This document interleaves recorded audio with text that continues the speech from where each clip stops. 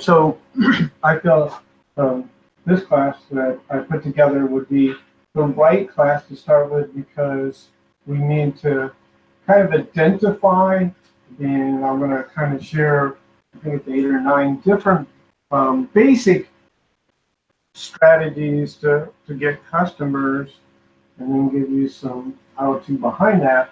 But it's also about helping you maybe kind of understand them in a deep manner, because I want to interactively get you involved in the thinking. So let's get started. I'm not really going to look at the purposes and objectives. We're just going to go forward. Good question. Do you know how to start a business and make it successful? How many of you owned a business before going into business for yourself? Okay, 1, you, 3 of you. That's nearly half. So, and when you were in your other business, did you go to school and learn how to be in business then? And I didn't, and I started my first business too young. But if I knew what I knew today when I started before, it'd be a different world. But in real estate school, we weren't taught how to be in business. You might have a degree in business. Maybe you're in, you also want to take skill sets. If you had a previous occupation that gave you some hints about being in business, that helps as well. But none of us were taught when we went and got our license, that's for sure. We were taught too little about this being in business. We were taught, everything about keeping out of trouble, right? It's actually good business. So, are you equipped with the knowledge and understanding to be a successful business person or a successful real estate agent? You feel equipped and ready to go. Probably not if you're here, because I'm here to guide you. But most of the time we're not, especially if we're just starting in the business. And here's a great thing. If I said in one sentence what it is: success as a real estate agent requires devotion to the actions that result in successful closed transactions. Pretty much says it, right? If you want to be successful, you have to be devoted to actions that result in successful closed transactions. And that's a lot to take in one sentence, but there's a lot inside that sentence that you'd have to do, and that's the action part. And so we already talked about in the previous class that we have to communicate, we have to connect, we have to find people that need our services. And so how do we connect with people that need our services? How do we find them? We're going to talk about that. We're going to review. And so those that are in the class, and I apologize for those online, but you can pretty much take notes on this. But we're going to review, I think it's 7 or 8 different methods. And one is, in this part, in your second page there, the third page, what we're going to do here now, and I'm kind of sped up, but we'll slow back down again, is I want you to write down at the top, purchase real estate leads. That is one way you could solve the get the customer part that you need in your business plan, right? You could purchase leads. Anybody kind of familiar with this? You probably know the names, Realtor.com, Zillow, Trulia. And so how, what is their justification for existence? How do they exist? Is they are savvy internet companies that know how to attract consumers onto their website, and then they, in essence, will sell those consumers to us as leads, and that's their source of income. Okay, so we could choose. There's a financial investment, right? We could choose to buy the leads, which means that we're assuming then the people are contacting us. So it's a sort of a form of advertising, because your little headshot with your reviews and your phone number show up to the beside the listings on their website as somebody they can contact about a particular listing. It won't even be your listing, it will be just any random listing in the market. Okay, so what I want you to do now, and I'm going to pause and let you think, is if that were a method, what are the pros and cons? This is how I can teach you to think about and hopefully navigate to where you feel are the strategies that would work for you. Okay, and those strategies may change later on. You think one that works and then it'll end up being another one. There are more than what I'm going to teach you today, but this is the basic one. So if real purchasing leads were a strategy and you could choose it and you're building your business plan, the first thing you should do is sit down and say, what would be the values of choosing this method and what are not the values of choosing this method? This gets you to think. So that's what I'd like to give you a few minutes to do, and then we will talk about them because I have them. So go ahead. I'll give you two, 3 minutes. Okay, can someone give me a clue of what a pro cut would be? What would be a steady stream? To have leads, right? It's an obvious pro. You get leads as a pro. What's another pro? I kind of thought that it fast tracks your business in a way. It could fast track your business, yes. Some will actually turn into sales. Well, that would be great if 100% of them turned into No, sales. it's probably a small The number is percent. not quite that fluent, but and we'll talk about that as well, because that our concept would be as if you were to choose this method, then we can teach you how to be extremely successful, so that your results are 10 times than the average. See, that's what we want to do. So the average, I'll give you that in a minute. So what about cons? You got to spend money. There's a risk. There's a financial investment that you have to commit to.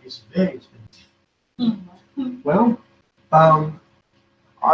so here's what I want you to know. Everything can be successful. Yes, it can be very expensive. I think you can spend as little as $300, which is nothing. I know agents that spend excessive $10,000 a month in this. Yeah, I know one of them, and he doesn't do it. He's addicted to it, basically, right? So you can get addicted to a product. Now, what happens if they shut down? Where's your business? Completely, some of the cons to me would be the fact that your any change they make could have just totally affect your business. It could shut you down if they pulled the plug on you. And so you're dependent rather than self-sufficient, right? So let's talk about pros. You would absolutely receive inquiries for real estate services. Leads are semi-warm, or we would consider them warm, or we'd hope they're warm, and they should result in increasing your business. Now, has anyone in here bought leads? Okay, you bought leads. Anyone else? Okay. So would you safely say that not everyone that you might have gotten as a lead is really truly vested in buying real estate? It could be just okay. So that's you don't know. The problem is they're not necessarily screened. Are you actually buying a house? Okay, then we'll pass you forward. Anyone that's willing to fill in the form for information is a lead in their world, and that's what you're paying for. Okay, and so you just don't know if they're viable or not. What about cons? there's one con that I think, in my world, why did you get a real estate license? To do what? To be, Financially free. to be in control of your time, right? Are you in control of your time? Are you like a doctor on call? You're subject yourself to a system, whereas now, if you aren't available, no matter what's going on in your world at the moment, don't attend. When they say attend, your percentage of conversion will be very poor in this style of lead generation. So leads are not pre-screened. They demand your instant attention, no matter where you are, what you're doing. Because if you don't, you might as well just, got the lighter out and burn the $100 bill and watch it burn, because that's exactly what's going on. So and again, my job is to help you figure out how you want to do it, and then I can teach you. So I can teach you, and I'll just give you, Zillow says the average agent that buys leads from them, conversion ratio is between 2 and 3%.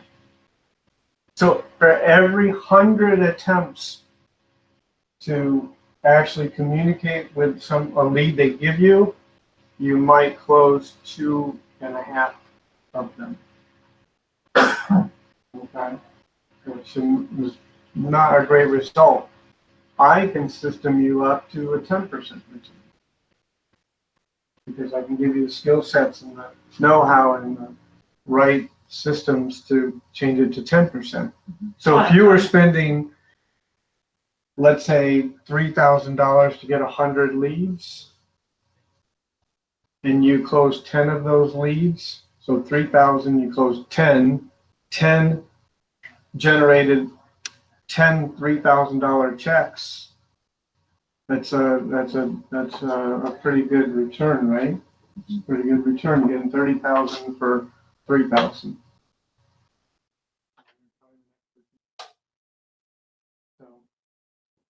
They demand aggressive communication, so that's one of the ways that I'm going to teach you. Is in order for them to be convertible, you have to aggressively try to communicate with them in a way that you feel like they should try to shoot you through the phone. Leave me alone enough. So, requires financial investment. So you have to put out the money and risk the return. And there's many agents that you can, and here's a cool thing, or something I can actually tell you. If we had agents, let's say just 4 agents walk through the door, and we asked them a question, and they actually did internet leads, I call these, and said, what do you think about internet leads? 2 of them could say they don't work, and the other 2 say, I wish I had enough money to buy another zip code. What's the difference between the 2 agents, or the 4 agents? It's because the ones that commit themselves to doing it and doing it well are getting huge results, and the ones that never crafted how to do it right thinks they threw their money in the garbage can. Good. So there's, not necessarily a determined return on investment, not really in anything, but hopefully you had, in your own words, wrote down most of what I just said. And if I gave you more, then you understand it more. But this is how you can create a business plan, is by being able to say, I think this might be, and then what's the pros and cons? And then once you determine, then what's my actions? And what are going to be my hurdles? And how can I overcome my hurdles? Okay, so let's do another one. What to know? To do this successfully, you need to address the request, reason for contacting you immediately. So I'm going to give you some tips. We have an entire class on this. sell them on information they cannot get themselves. So here's what the problem is. The average agent gets a 2 or 3%, but they usually say, well, let me just send you some listings. Well, that's not really any value to me because I have access to all the listings already. See, you think that that's what they want and need. They don't need that at all because they already have the whole thing. They can do all the searches and they already have that. So you didn't do anything for them. When you're able to tell them things that to illustrate your knowledge about the market that they're looking for a home, now you're talking. See, if I can tell them things that give them information that they can't find on Zillow that helps them, now I have a value. That's what's important. You need to utilize all the ways to communicate today: text, email, calling them over and over until you get a response. That's the other issue. Did you not have people that never, you got the lead and then you went to reach out to them and you ended up in their voicemail and you tried to maybe text them and then you like, okay, I'll call them again and leave another voicemail and they're just unresponsive. Did that ever happen? Oh, yeah. Okay, I'm like, I mean, it did because that's generally It the way was it was. time consuming, but I didn't have a plan either. So you have to go on communication attack. I mean, just constant until they respond. Even if they respond and tell you to quit, and you're basically, and we have the whole script for it. I appreciate the fact that I finally got in touch with you because when I got the request to answer your question, I expect to answer people's, help them, and that's exactly what I was trying to do. What did I do wrong? And, in essence, you need to use a CRM, and you need to use that for all of your customers anyways. But you need to have a follow-up system and how you're going to touch them, and we have it all the way down to the day. So number 2 type, networking and volunteering. So if you write that down and then spend a few minutes and let's write down the pros and cons of this method to obtain customers, or a strategy to obtain customers for your business. I'm glad you guys are writing.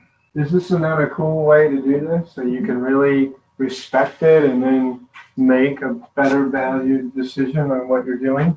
So if we talk about the pros and cons of networking and volunteering, and there's some pictures here and some logos of types of organizations this kind of connects with.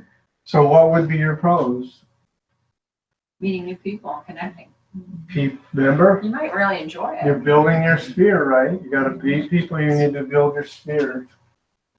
This is a great way to do that. There's so many things that you can do. I can get excited about volunteering and something that means a lot to me. Exactly. And through that, Passion. I have passion for it. Passion. You meet other people that have passion for it. I think that's given me some excitement. So one of the things that you always look for to connect with somebody, remember, it's how you make them feel. If you both have aligned passions for something, how could you not make someone feel great when you're communicating and connecting with them? Right? Incredible. It's a natural opportunity that way. What else?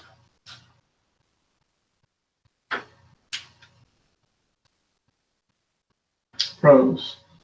Just getting yourself known, establishing yourself in the community. Okay, excellent. It's a feel good helping other people. Giving. Huge. Makes your heart feel good. You connect with more people Mm-hmm. faster than. It spiders out. More genuine. Do you think there's somewhat strategy in choosing your organizations and stuff a little bit too? It should be kind of a balance of a combination of things, your passion of a particular cause. Okay. Also should be influenced by, the collage of others that are in the same organization that you're seeking an opportunity to meet with. So it's a combination of both, right? How about cons? There's cons.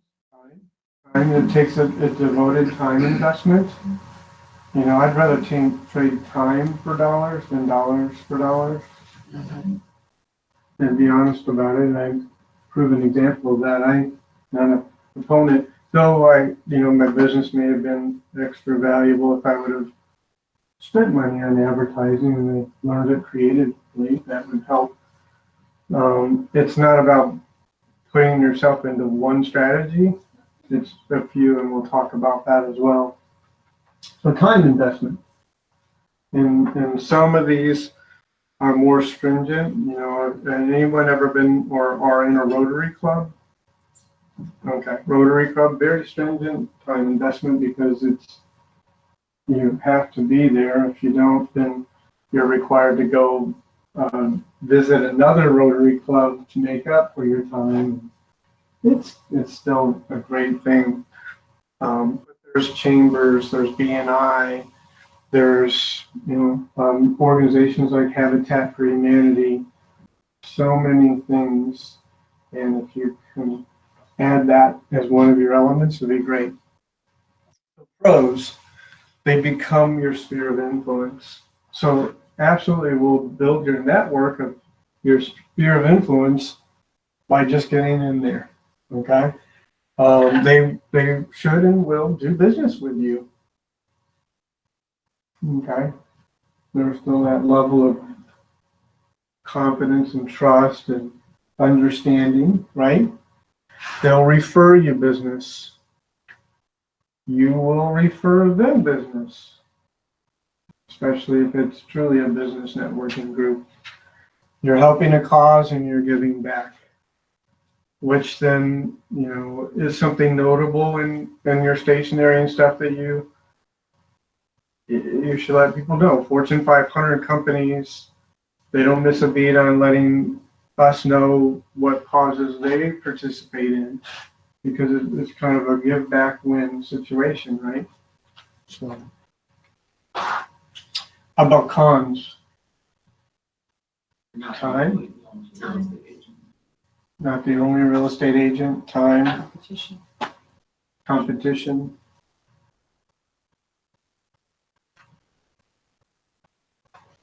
That to me, I just put no cons, but you're right. Time is a big one. You have to have time, but unless you have like 10 pending contracts right now, you might have time. I don't know. So if you don't have time now, maybe not this one. I'm just kidding. And if you're volunteering for something you've got a passion for, exactly. Time is probably not going to mean so much. So a previous founder of this company, who he gets his entire business is going to the party, which is all the organizations. He has such a huge sphere of influence just from doing that, and there, and the thing about it, probably it's on the next slide, is that you can't just be there. You have to be there loudly. You have to be kind of more of a leader position in things that they do, and be involved in a way that you're a little bit of a go-to person. That might not be where you feel comfortable in the beginning of it, but if you're just the follower or the one standing behind the scenes and doing stuff, you won't get as much out of it as stepping forward in a more leadership position. Determine your opportunity as a real estate agent. We already talked about that. If they've already got 2 or 3 others in the same group, maybe it's not the right one, but find another one that has the same thing for it. You know, if it's something with cancer, in solving cancer, do another solving cancer organization.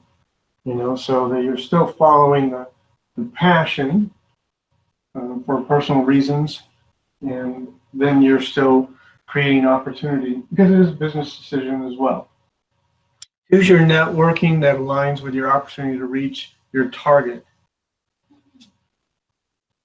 All right, because you might have a particular, you know, class of target customer that you want, and see if that, how that might fit into it. You know, if it was first-time home buyers, you know, well, how would I, where would I go? What groups could I get into connecting with them, or affluent people, or whatever it might be, and see how that might work, or senior citizens, or, you know, that are downsizing, or needing to sell estates, or whatever. So you gotta look at it that way.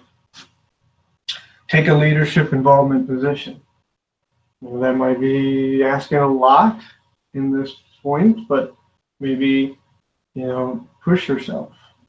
I would never have taken leadership positions until I got out of my shell. I thrive on taking leadership positions because I know I can, or at least I feel strongly that I can help the organizations. So I have since been in many leadership positions.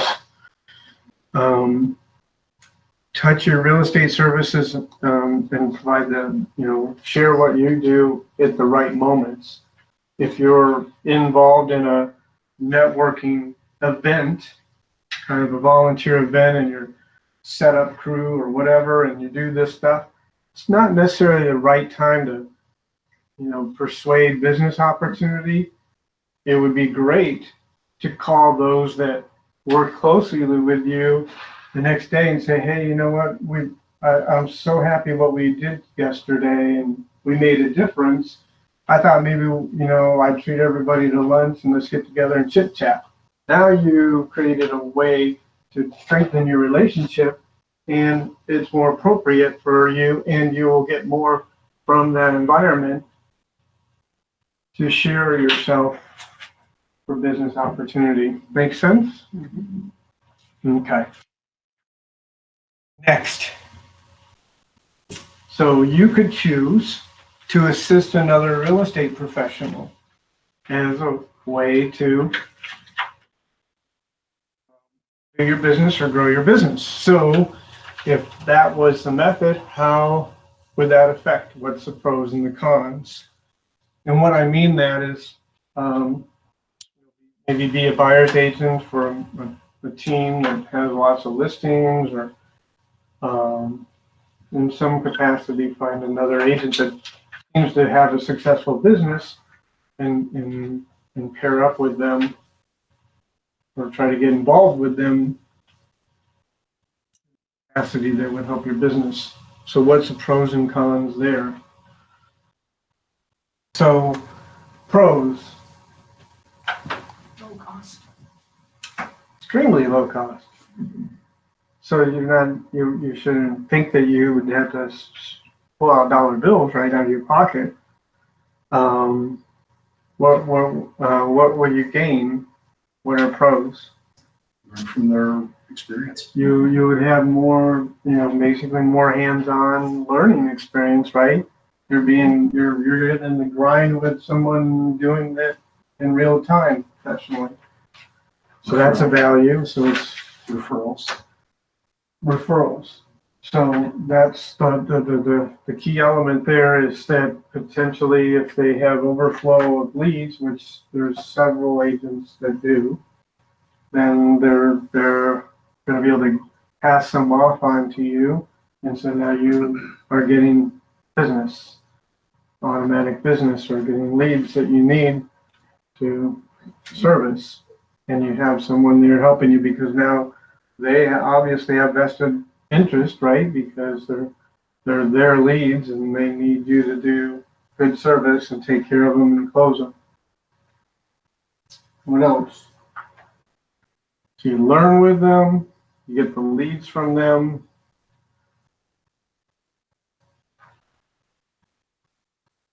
Okay, what about cons? Typically pay a referral fee for those leads. You're gonna give up some of the commission back to them. Okay. What else? Some teams are more willing to share than others. So trying to find the right one is sometimes challenging. Yeah, trying to find the right fit could be a challenge. So the thing is if you're not going to take command of your business and spend money to get leads or prospect to get leads, you know, there's one alternative is to, you know, connect on to somebody that has them.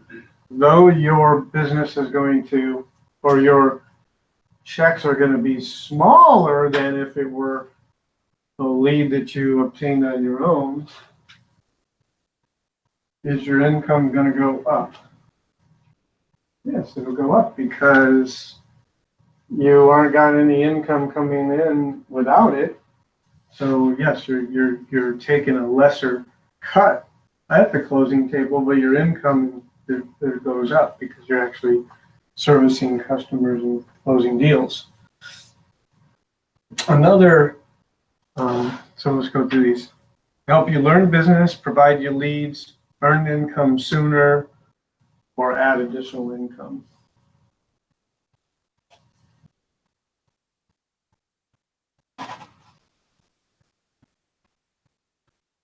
And then your cons, you share.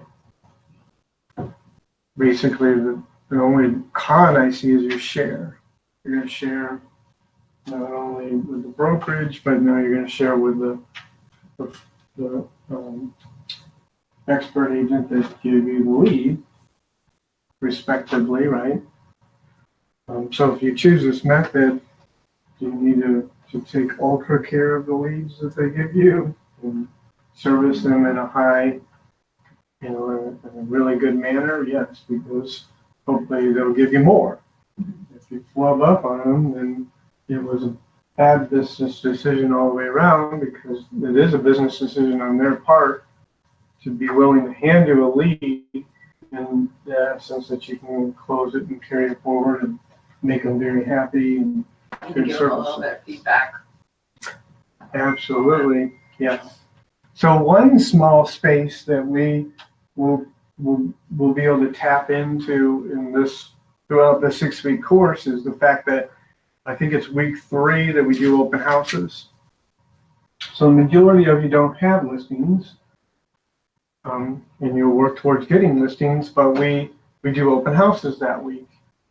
You don't have you may not have a listing, so we got to tap into the resources, which means that fellow agents in the company will openly give you opportunity to host open houses on your listings. Okay, and that's one small area that will provide you leads from the fellow agents, ability to allow you to do that where you won't have to give them fees back. But what you'll want to do is you want to be really good about making sure you thank them in a big fashion, to giving you the opportunity to do it behind it, and to let them know, you know, in a good detailed manner about, you know, how it went, so that they can give good feedback to the seller or the owner of the property. And when you do that, then what? The next time that ultra agent has another new listing and the seller expects them to do open house, they may immediately just call you and say, can you do another open house on another property? That's an easy way to do business. Okay, so. It may be a good way to find a fit too, Mhm. with, you know, doing it for a lot of different agents. They Absolutely. might say, well, this agent's really good to work with. Yeah. You might even want to work as a team with them. Mm-hmm. Yeah, or just, you know, offer that as something that you're willing to do. That we have a handful of agents that are doing good business from just doing open houses all the time. So it's a, that's an advertisement because you're putting out ads, you're putting out signs, you're putting it on social media, and the customers are coming to you. It works.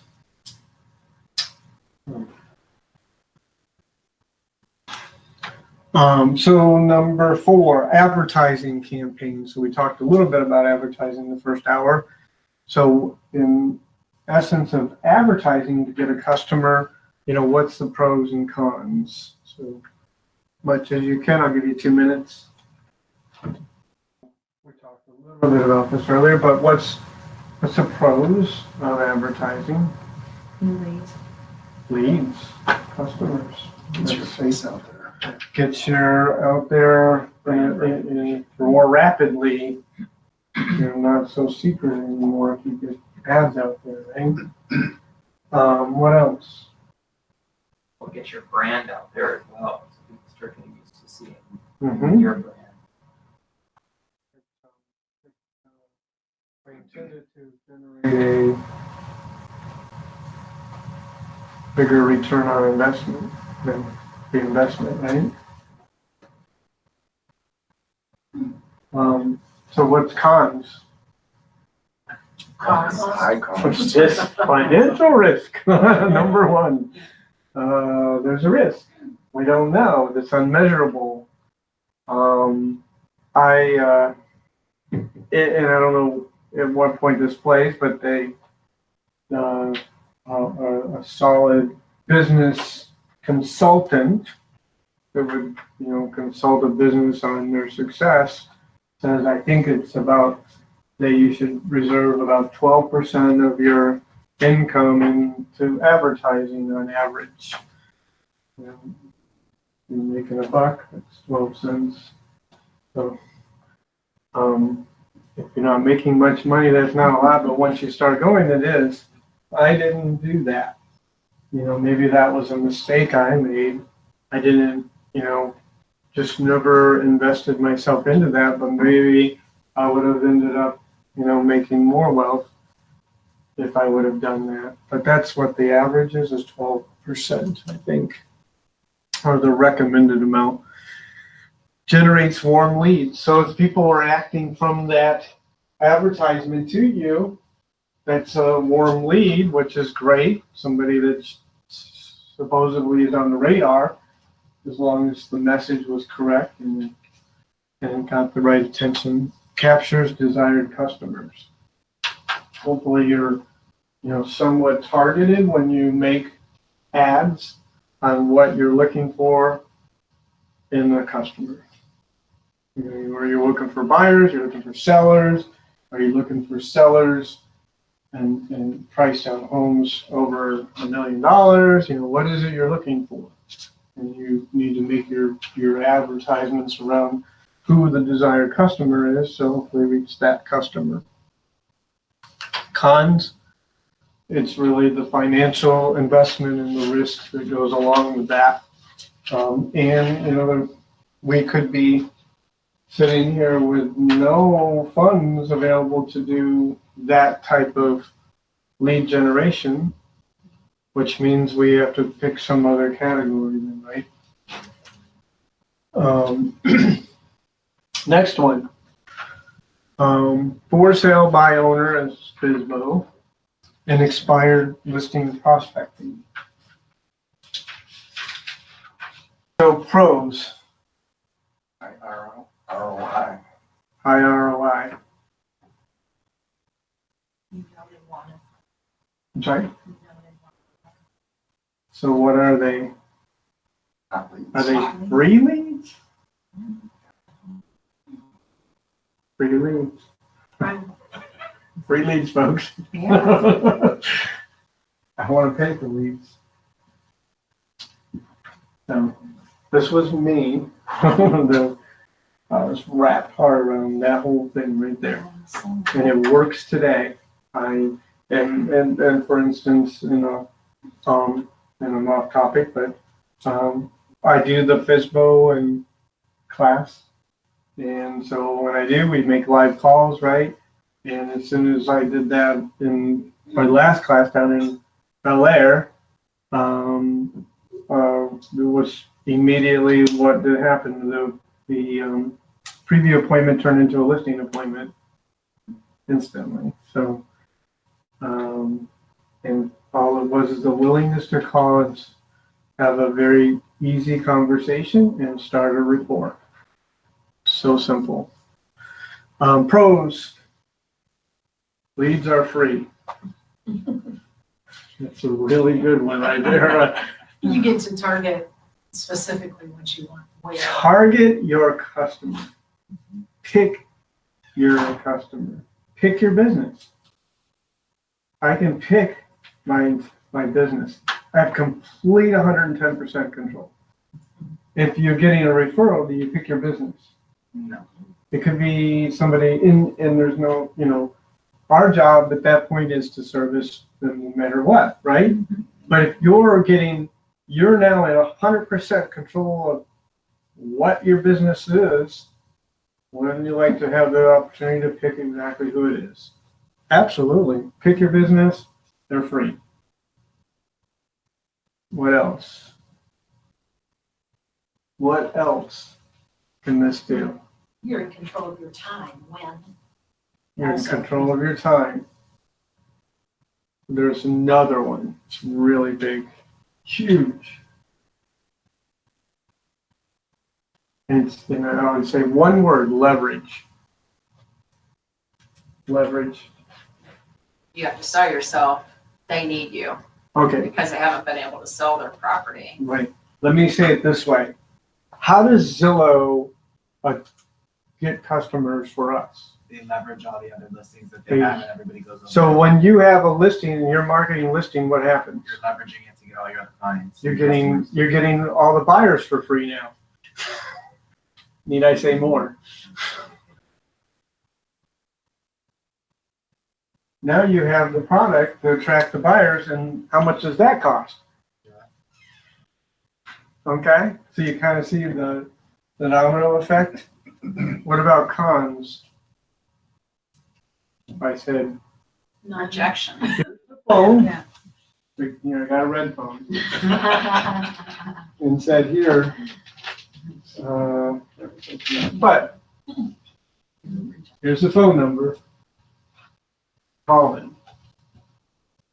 So fear of rejection. Because they've been, a lot of times expireds have been already, agents have approached them, and so Does many that- times. Does that mentally put a block on you for maybe wanting to call them too because they've already been beat up? Yeah, they might not want to answer the door, or. Is that really, here's my thing, and that's generally what it gets said, is that really a con? Is it truly a con? Depends on the person. I don't think so. I think it's a personal thing that you have to resolve and overcome.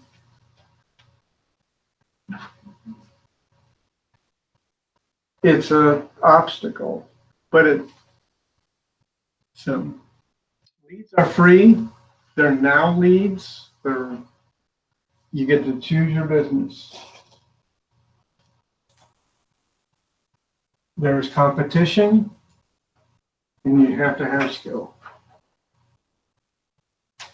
You have to have skill.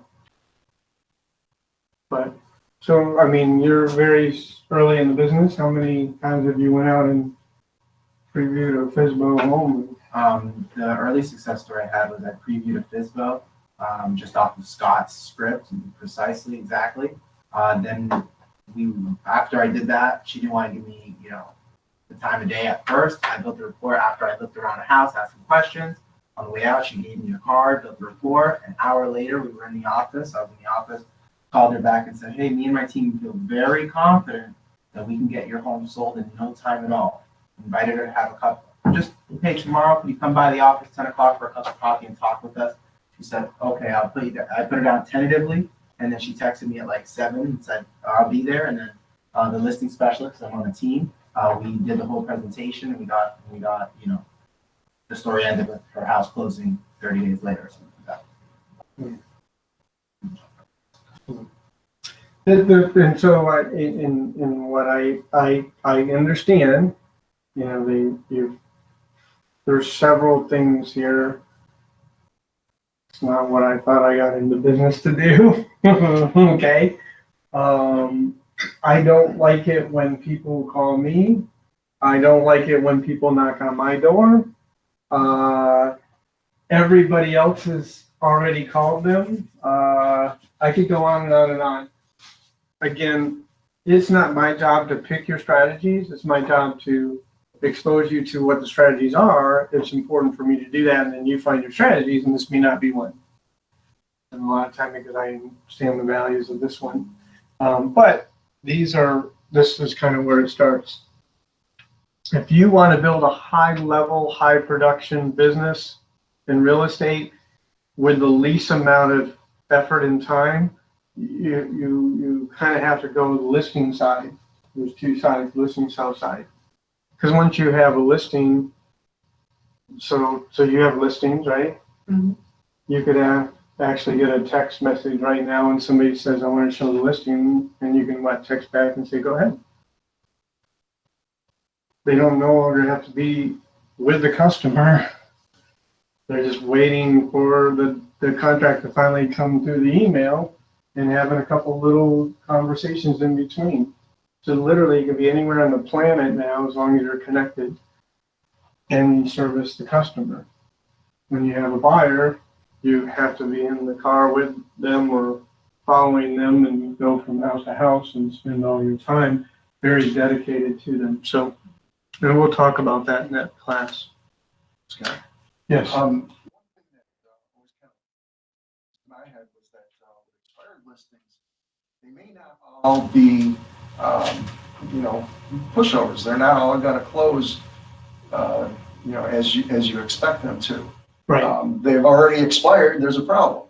Mhm. Is it the agent, or is it the house, or is it the seller, or is it the market? There's a lot of questions on an expired. That's exactly right, and that's it's a skill set part, and you have to determine. But if I said what is likely the number one reason the home didn't sell, Price. right? We all know the answer to that, and generally that's the true reason. At the end of the day, there could be other reasons. Could be very poor service. Maybe the realtor, every time somebody wanted to show it, they didn't respond until 3 days later. On this market, they've been working. If you've been doing some business and showing properties and trying to get appointments set with listing agents by now or soon, remember this conversation, it's a little disheartening how some of the people that we call professionals in this business are really attending to the needs of the business and their customers. It's almost sad. So, the customer service aspect and then the marketing aspect. And I'm sure we've seen some of those listings that, look like a dilapidated house when it's a really nice piece of property. If they would have just took some pride into the marketing aspect, that's our job. We don't have to be marketing experts, but if we don't know how to do it, we're supposed to hire the professional that knows how to do it, pictures, things like that. So there is some competition, but the competition is really relatively small. Because in this room, I can, this is probably an unfair synopsis, but if I had a room full of 10-year veteran agents, we have 10 here, maybe 2 would say that they actively in any manner pursue FSBOs and expireds. But the other 8 don't ever even try. Okay, it's really the numbers like 5%, 10% maybe, which is very small, but there's a methodology of how they may do it, and ones are stronger than the others, and it's a later class. Okay, so let's talk about this one. Number 6 is just talking to people. out there in the public. Elevator conversations, that's what they call them, right? How many elevator conversations are you having? I'll just, while you guys are writing, I'll share a funny story. I was at Burlington the other day getting clothes for Africa, and I just happened to make conversation with the guy that was in the stall trying on clothes next door. Like, both our wives were there, so we're just chit-chatting. Come to find out, this guy is actually a big and tall model from Miami looking to move to Tampa, and my wife is now working to find him a $300,000 home. And the lady working the rack that actually worked at Burlington is going to be selling her home in Wesley Chapel in the next 3 months, and she wants us to come sell it. So by just having a random conversation with a guy in the next dressing room, we picked up 3 deals. Nice. Wow. It's just literally talking to people. Yeah. Yeah. Absolutely. So what's the pros of that one? Free. Free. We ought to go shopping more often. Right. Go shopping more often. Best $20 That I makes ever it not spent. free. That's a con, that's a con. So, Used to be really uncomfortable with my husband talking to people in the grocery store. Turn around, talk to everybody about anything. Now I do it. And that's it's good. just- You just get used to it. and that's it. So so I see less than 50% have a name badge. But just having that thing on, not even in work mode, but it's just a part of your clothing every day. We used to have what I'll call it public screen. So if I went shopping in Publix and I had the name tag on, where's the dog food? So I'm like, you need a house to go with the dog. No kidding. But I badge you. If you have a name tag on, even if you're in the wrong store, they'll ask you where things go. But the thing is when people take a moment and pay attention to that name tag, and as soon as they see that, they'll start their own conversation with you. It's like, oh, you sell real estate. Absolutely. Would you like to know how the market's doing? Whatever. You gotta work on that conversation piece, connecting with people. But it was, I would say now, maybe a year and a half, 2 years ago. This is the same slide we used then. And this picture right here, standing by the gas pump, one of the agents that took the class, it was the same exact day she left the training, had to get gas, stopped at the gas pump, and just decided she said a gentleman that had a plumbing business van pulled up on the other side, and she just said, I'm gonna have a conversation with him. Think about it. Does that plumber go see people that own houses and fix their plumbing and stuff? See, networking like that. So she cracked a conversation with him, ended up giving a card, and the next day he calls, he says, I want to sell my own home. It was almost $500,000. So it happens.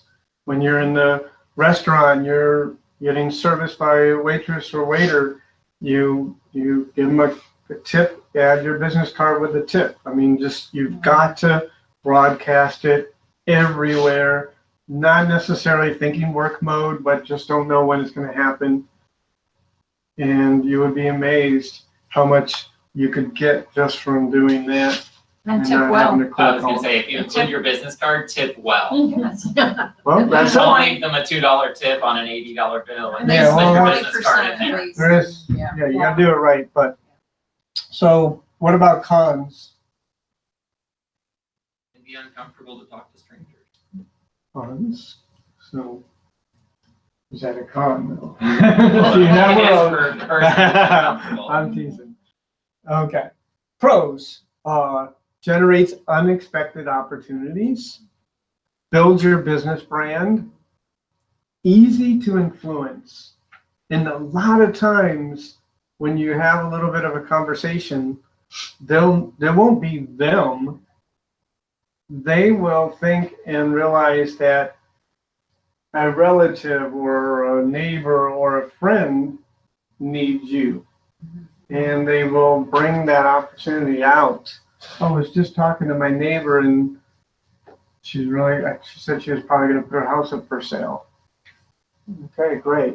It absolutely adds additional income to you. Cons? None. As a matter of fact, you absolutely should be doing this. This should be a natural thing. It should be a part of your DNA. My thing is never really knowing what to say, how to step out of your, just to walk up to somebody and say hi and. You find the reason. See, and that's so you need to list out and say, I have this self problem, and how am I going to resolve it? And you got to figure out, and you can look at what somebody's doing, or maybe what they're wearing, or the kind of car they have. You just look for a reason, and you crack a conversation. As a matter of fact, really interesting is we went to see fireworks on the 4th. We decided we're going to go to Safety Harbor. I could find a parking spot 6 miles away from that place. So I said, you know what? I think this would be really cool. So we drove around the corner, where Safety Harbor is, and we went onto the Courtney Campbell Bridge. I'm like, this is parked along there, and we can see fireworks. Wow. And so we did that. When I got out of the vehicle, gentleman, maybe 100 yards from me, had a really nice tripod, beautiful, looked like a beautiful, expensive camera. It had this globe thing on it. I think it was for sound buffering. So, I'm intrigued. I'm going to go up, I'm going to talk to him. So I just basically, I complimented, I said, that looks like some really elaborate equipment you have there. I'm kind of curious, what's that thing on top? Turns out, his name is Mike, and he's the one that shot the pictures and the video at our awards banquet in February. So, and his good friends with Dan McGraw, and so he's like, oh, we got to get a picture for Dan, and we did the picture, and like, look who I ran into. But it's a small world. But the thing is you got to find, and you got to teach yourself now. You have to train yourself to do this, and so it may not come easy, and it won't, especially if you haven't done it. But you have to take initiative to retrain and train yourself, and lots of rewarding things will happen. You could literally get plenty of business with just that alone. Take off everything else and doing that. Just in my example, I just started a small talk, and I'm like, hey, why are you here?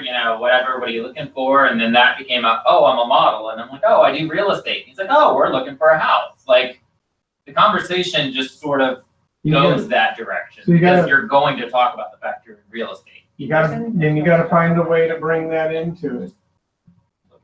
I bet that Ferrari looked really good in front of this house I have. Whatever. You got the perfect garage. Yeah. A spacious garage. Beautiful floor. But there's none. But your job now is to leave here and say, that is a problem for me. And then you say, I got to resolve that. And you may not know the task list to do that, but that's what we do. We'll help you with that task list. We'll practice it with you, and then you have to take it to the street and say, oh, I did. I figured out how to have a conversation. And you'll be amazed. Compliment something is a great way. Compliment something. Okay, contact your sphere of influence. We've talked about this, and the pros and cons of that. We'll take 2 minutes. I'll say one thing. Back fact, everyone you know knows 4 people that will buy or sell a home in the next 12 months. Everyone you know knows 4 people that will buy or sell a home in the next 12 months.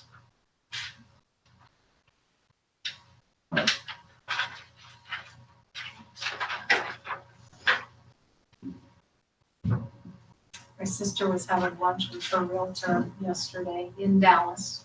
Uh-huh. And so I came up and her realtor asked for my contact information in case she has anybody moving down here. So even, halfway across the country. Yeah. Yes.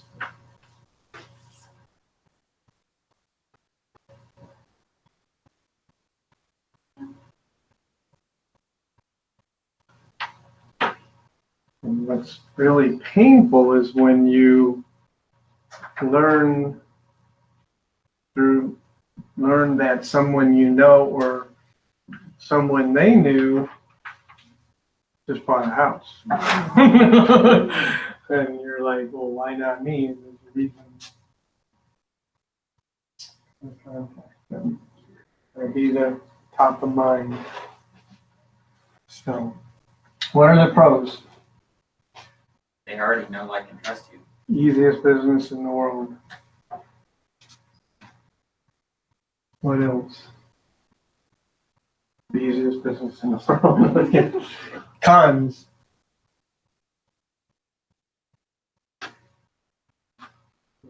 This was too easy. Your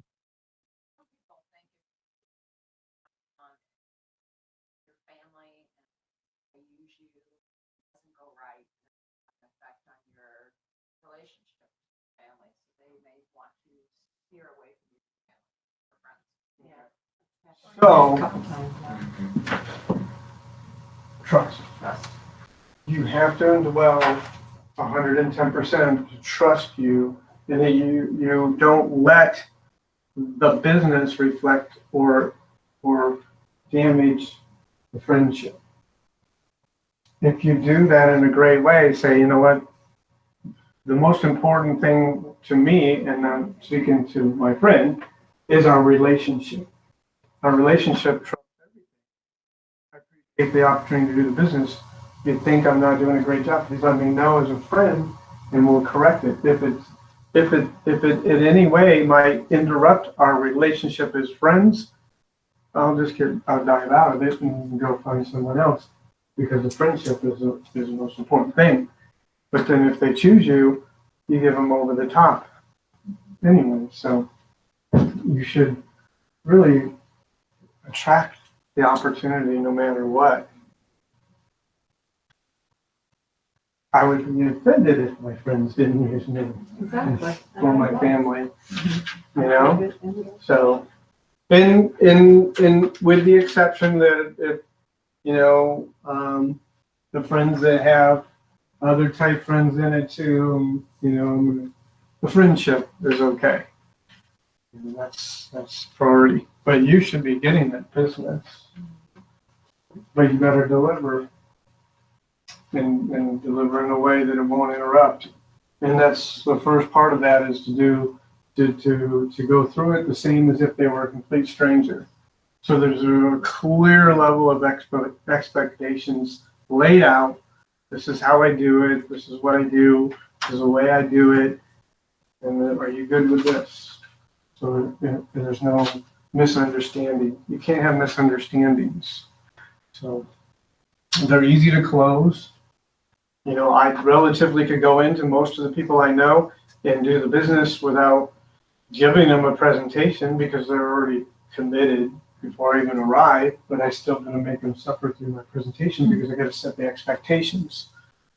It's a quick way to build business, and it'll add additional income. You should get a certain amount. We call them referrals, right? You drive to build your business from the ground to a point where it will self-exist from referral base. Any business exists from driving itself to a point to where others are recommending it and they're getting business because of that. And that's only going to happen with one thing, is customer service. Exceptional. What are our cons? Sometimes people closest to you think that you should discount your services or discount your. You know, Sometimes. I may do that. I don't know. It depends. There is a point. You know, I respect our friendship, but you know, it is at the end of the day, it's how I serve my family is from doing this. So, you know, that respect of that has to, but maybe giving them a 0.5 point or 0.5% as a token of the relationship would not be necessarily a bad idea. But to do it for nothing would not ever happen.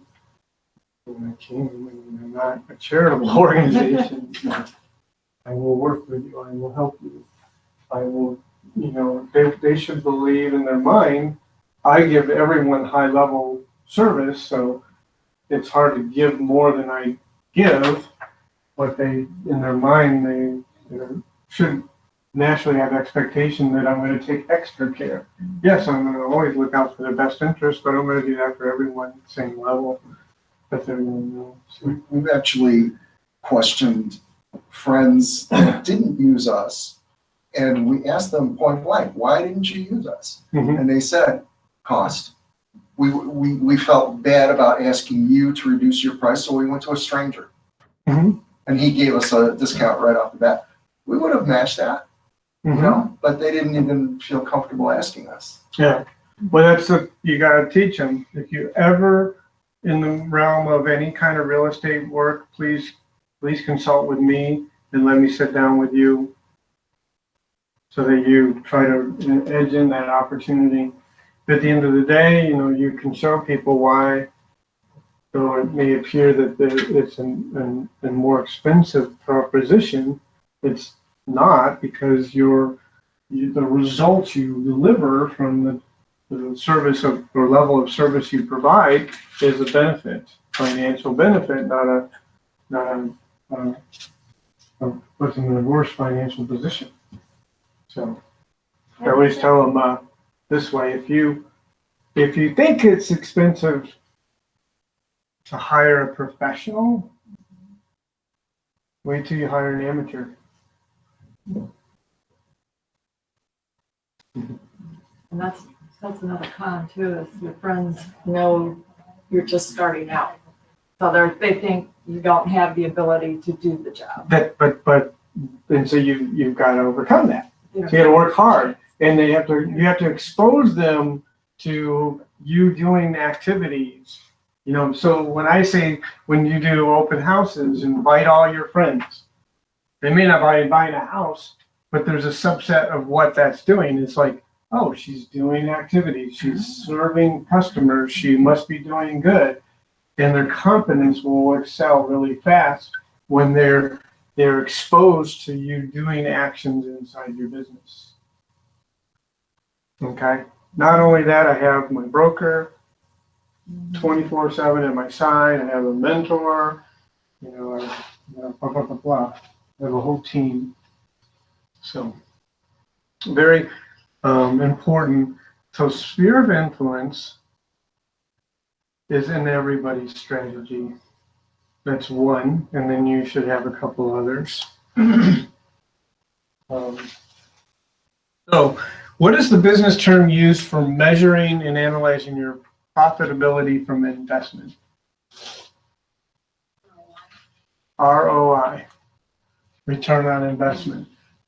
So all these strategies I just laid out for you, some of them might require a financial investment, some, and many a personal time investment.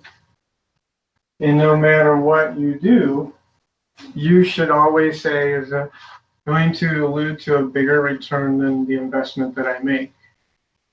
In the majority of what you're doing in this business, you're trading time for money. But your time has to be, it has to come with a set of of high level skill, a high level of knowledge.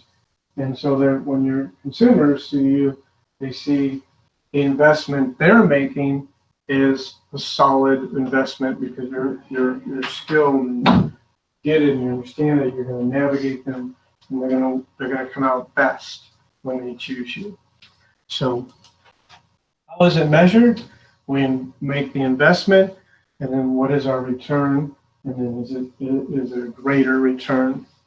So let me just speak back. So when I did the business, and my strategy was, if I had a camera to show me you every single day of the week, 7 o'clock in the morning, the coffee pot's on. 7:15, the computer's on. Before 8 o'clock, I have all the list of the expireds. From 8:30 till 9, I'm reviewing my scripts. From 9:30 till about noon, I am knocking on doors. Every day, same thing. I don't take calls. They go to somebody else. There's a showing appointment on a listing, blah, blah, blah, blah. Whatever, it's the new buyer, I don't touch it. And that's what I did. And I had a huge return on investment. But the thing that happened, I said the first 100 doors I knocked on, I got 0 results. So my return on investment was crappy, right? Terrible. So I then got acquainted with truly getting coaching. Coaching was the scripts and the dialogue and what to say and the body language and the tone and all the stuff. And then I drowned myself in it. And then I came out the other side shining really well because then every 20 doors on average I knocked on that I got to speak to someone, I listed a home. So I changed my results 5-fold.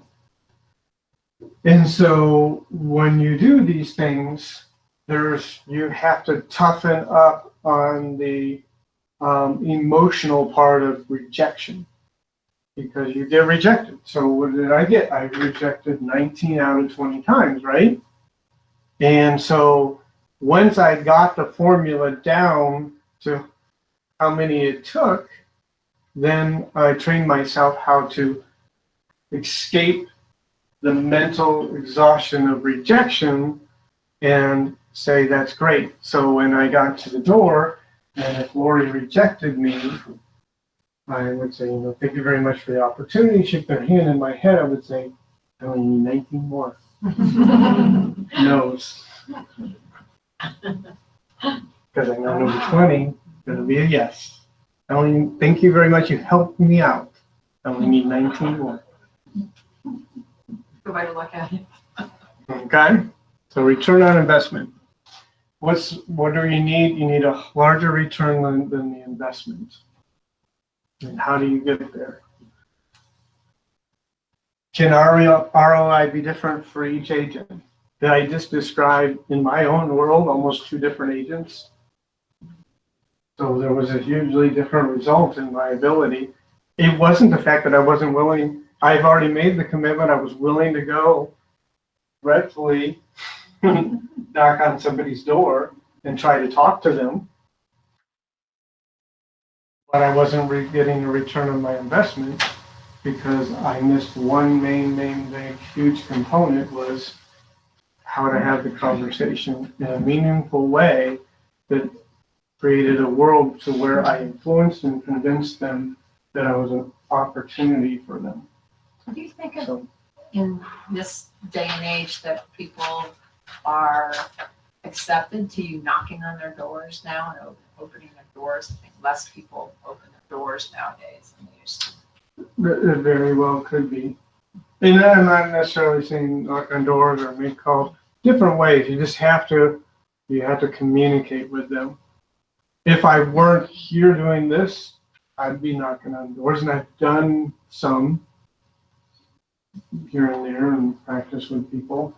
I don't know, have you knocked on doors, you just make calls? I mostly do calls. Okay. I did like one day where it was like, I tried to like match up the owner's mailing address Mhm. with the expired, but then even when I did that, I wasn't getting people home, but I think it's There's- worth doing. I There's don't a wanna do whole that. mythology, so, Yeah. but return on investment could be your finances and stuff like that. So it can be different, right? Okay, why? Pretty simple, I just told you. Why can it be different for different? Right, there's a couple things. One, if it's advertising, it could be available finances. If it's just applying yourself, it's determination and commitment. Determination, commitment. You can, but you have to have the determination and commitment. Is controllable? Is one of them not controllable? You can't really, you may not have, you may only have $5 in your bank account right now, so you can't control the financing. Have some credit line, I don't know.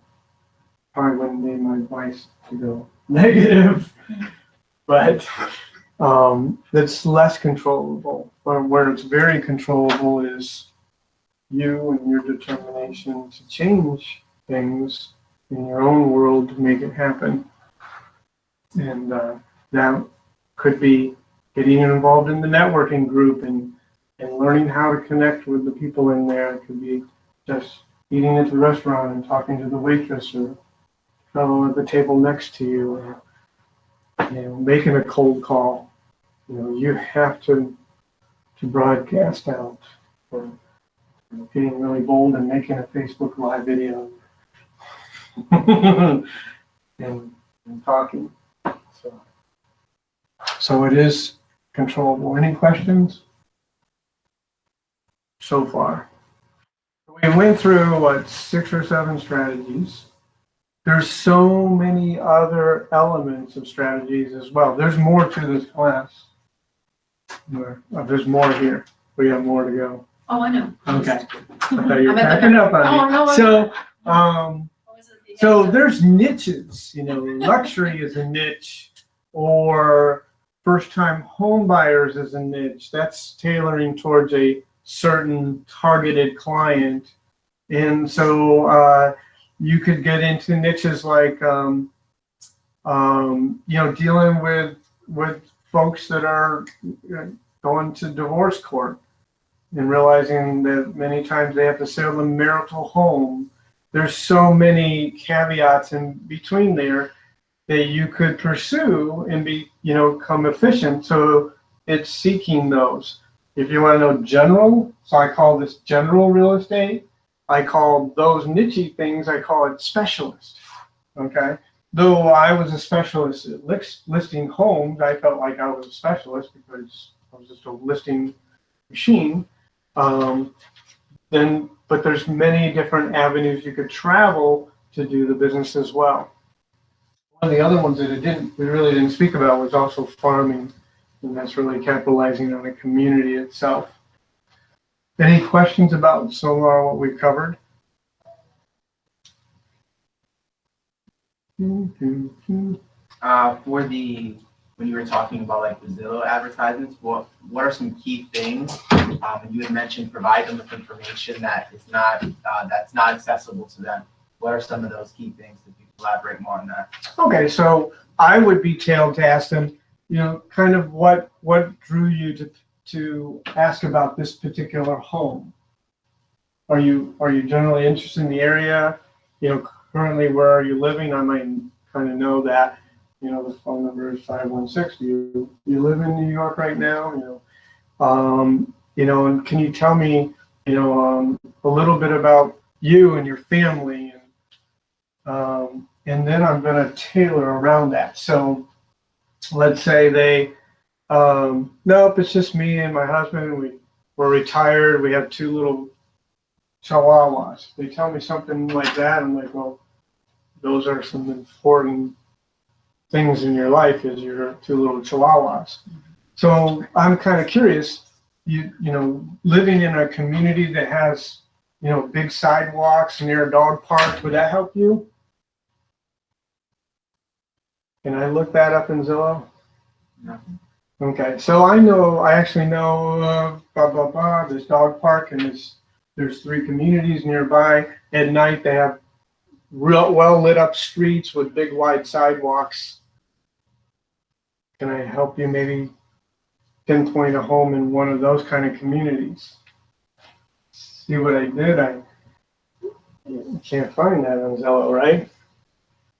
You can find a home for sale, and then backward, there's no, I don't know if there's a setting in our MLS has sidewalks out front, is there?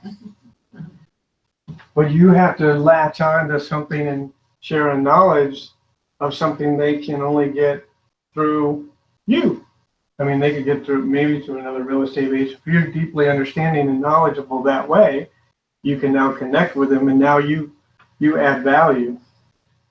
And once you can add value, now you have a purpose for them, and now you can lead in better. That makes sense? Absolutely. Thank you. Yes. And we have an entire course on that subject. So now let's continue on. So if we want to be successful in business, we must create a plan and act on it. Right? I understand that. We'll talk about some fundamentals of successful people, what they do and what we need to do. And one thing that has to happen is if you're here to become a successful person and earn a wage and serve people, and what does all that look like, and why? What is the big why? What would you do if you earn in the next 12 months twice the amount of income that you've ever earned in a single year? What would you do? What would that mean? Is there certain things in you that you would love to apply extra income towards? Pay off your house. Pay off your house, pay off debts, send the kids to school, make a retirement fund, go on a particular vacation. See, the thing is you can't really do much until you create a purpose. You have to have a purpose. And until you identify a purpose, when it comes to trying to do things that require determination and accountability, it probably won't work. And so what I recommend, and it's probably one of these slides, is that and I have pictures. So it could, money may not even be for you. It may be for somebody else dear to you, or for you at a very later part of your age, or whatever it is. Or it could be crazy as it can be, it could be to say, I just totally want to donate it to some great causes. I had my daughter come up to me and says, Bill Gates is really mean. What do you mean he's mean? He says he's like a billionaire and he's not giving any of his money to his children, he's giving it all to charity. Like, well, that's the way he feels. I don't know. And I don't know how true the story was when she told me. I know he does give away billions of dollars. So doesn't, what would you do with it? And what would it mean? And how would it change something else in yourself? And then it's the passion portion. It could be, I'm not even here for any of the money. I'm here because I think there's a tremendous void in this professionalism, and I know I can do a better job. I mean, I can't tell you how many times I've sat down with an agent just got licensed. Says I got licensed after I went through the experience. And I basically told myself, if that's the level of service your industry gives, this is a gold mine for me. That's pretty sad because we all should be working on a high level of service, right? But what is that?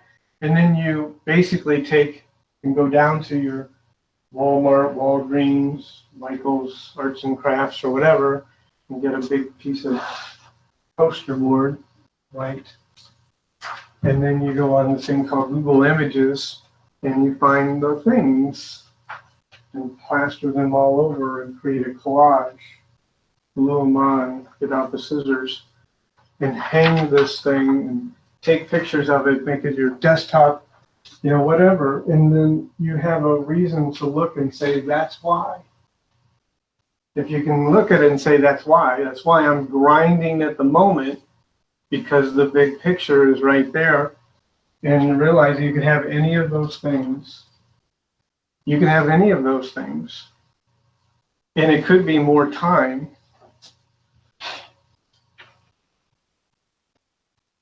Quality time. So there is a balance too. You know, you don't want to, you have to take care of the income. Into this business, by the way, into a way it's like, you know, the spouse, when the spouse starts telling you you don't do anything but work, then you're absorbed. so, but you got to have purpose, and then what is my goals and stuff, and then you can work from there backwards and create your business plan. So the second thing is habits. So if your habit is sleeping till noon, got a major thing to fix. And you need to be up and at it and relatively early. Successful people rise earlier and basically they're done at 2 o'clock instead of 5 o'clock, but they started at 6. And they got so much more done. By the time we rise to start business, they've succeeded in doing as much business already that we'll do the entire day. So, but you got to have habits and you got to develop and keep them. And you have to realize and list your bad habits and say, how am I going to get rid of these? Start your day early. I just spoke about that. Good habit. You have to have a schedule. And we give you a schedule. You don't necessarily have to follow our schedule. You can rearrange our schedule, but you should consider following the schedule and really applying yourself. It'll make a difference. So you cannot be successful in the business or anything if you don't have a to-do list and things that you got to do every single day. If you're like just going to up and say, well, I'm wondering when the first call is going to come in so I can start work. And I need a That's a quiet place to do it. mess all over the place. I have a busy house, so I need a quiet place to actually do the work. So you can come into the office. We welcome you at any office and say, I need a quiet corner and I need to work. You can come into a classroom, wherever, and focus because that is very important. If your home environment is an appetite for diversion of focus and doing things, you need to remove yourself. You realize the problem, how do you solve it? You got to go to an environment where you can focus and be energized for business reasons. You need tools.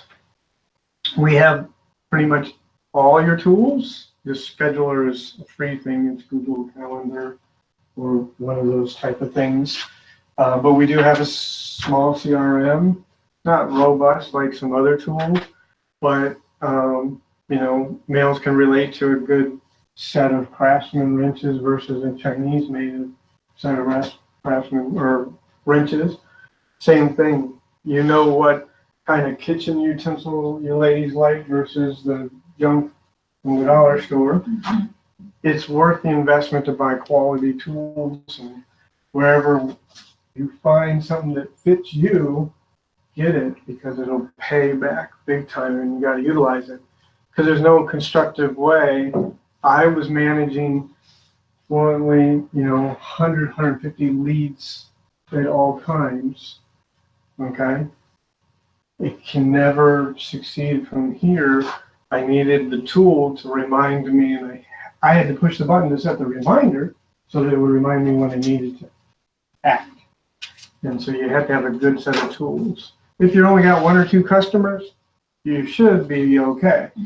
But once you get into a realm of a pipeline, what we call, you no longer can properly follow up and stuff without having the system help you.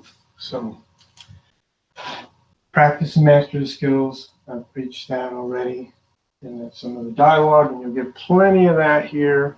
If you want to fast track to any certain dialogue, because the dialogue that we give you at the beginning is really to talk to your sphere of influence. If you want to leap over and boldly call FSBOs, you can go into the back office and go into the Ask Lexi and type FSBO, and you'll get those. Or open house, you'll get those. So anything you want is there.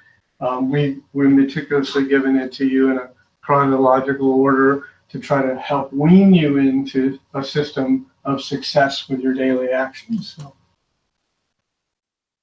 the other thing that I like to say, and this is another huge industry issue, is the ability to not think that you can't still learn and to always, be willing to adapt change. Because every industry has changed in the last 5 years. Technology has really disrupted everything, social media, whatever. But there's a huge gap. There's a huge gap of what's happening with agents in our industry that's been in the industry, 15, 20 years, and the ones coming in, like Silas, he's coming in and kicking butt. And then I got 20-year-old veterans that know the business inside out, and they're not coming back here to realize why their business doesn't work as well as it used to, because they don't understand the value of learning. And they already know how to do the business well. That's great, but how come it's not doing so well anymore? It's like running on 4 cylinders instead of 8. Nothing wrong with what they're doing, because they know the business, they service clients, but the world's changed around them and they haven't realized why the customers are all going other places now. So one other quick thing I'll add, just going back to the CRM, people ask me a lot because I'm a tech guy, they say, what CRM should I be using? And my answer to all of them is always, whether it's a free CRM or a $500 a month CRM, whichever one you're going to use is the one you should have. Because if you buy the $500 a month CRM that has all these bells and whistles that you're never going to use, that CRM system is totally useless. If you can get a free CRM, but you use it the way it's supposed to be used, that is the best CRM system in the world for you. For some, that might be an Excel spreadsheet. Like, that is the system they know, it works. If that's what you use, that is the best system for you. Yeah, we have one in the back office. But that's always the question I get is, oh, well, I see there's 50 CRMs out there. Which one should I buy? Well, the reality is, which one are you going to use? Because that's the one that you should get. So, that's the part of this is, as you're learning and adapting, you may start with a notebook that you have, or a Rolodex. Scott probably remembers Rolodexes. Mm-hmm. There are agents that still use those effectively.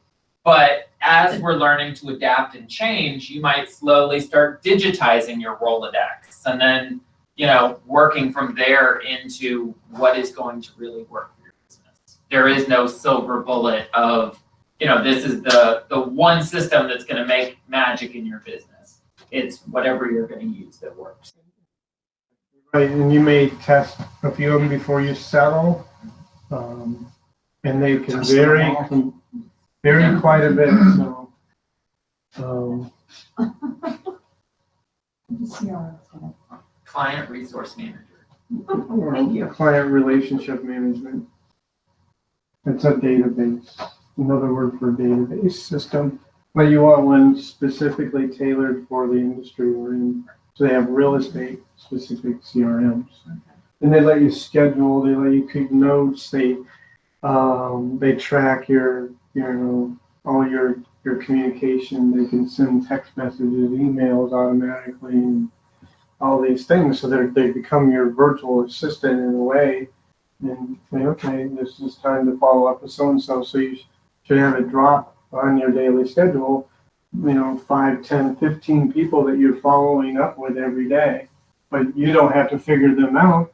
The system, you told the system, schedule this person out 2 weeks from now and do a follow-up call. So the 2-week mark comes up and it says, okay, you said to remind you to call this person today. And so you always have so many in your pipe to follow up with. So keep learning and adapt change, I think, is essential. And as a brokerage, we do that. I do that a lot, and we've adjusted the entire brokerage in a bigger way than ever in the last 7-8 months. But we seem, if we don't, then we could be, on that seemed to be extinct list, and I don't want to be there. So here's one: abide policies and standards. And I can tell you that you could literally come in here and rock it out and list 10 properties this month, and then have zero income, go negative, none of them sell, they all expire. Unless you create a set of personal guidelines and policies so that you retract from taking bad business and only take good business, it's very important. Same thing, you could have 10 buyers that say, yep, I want to buy a home. You go out and you show homes and show homes and show homes and show homes and show homes and show homes, more and more homes. And so you've seen every home in the community and not sell any homes.